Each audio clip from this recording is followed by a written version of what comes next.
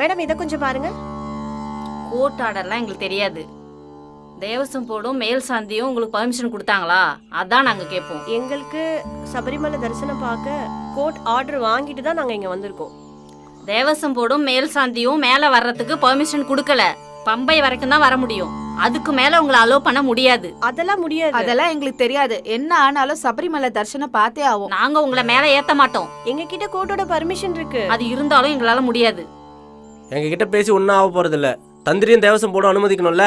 தயவுசெய்து நீங்க திரும்பி போங்க. சொல்றத முதல்ல கேளுங்க சார்.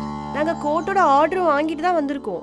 பாப்பாலி ரகுகுருசாமி, உங்களோட நிறைய வீடியோ ஐயப்பனை பத்தி கேட்டும் இருக்கேன், பார்த்தும் இருக்கேன். அதனாலதான் சாமி ஐயப்பனை பத்தின நிறைய கதைகள் எங்களுக்கு தெரியும். ரொம்ப ஆசாசியா சபரிமலைக்கு தரிசனம் பார்க்க நாங்க எல்லாம் வந்தோம்.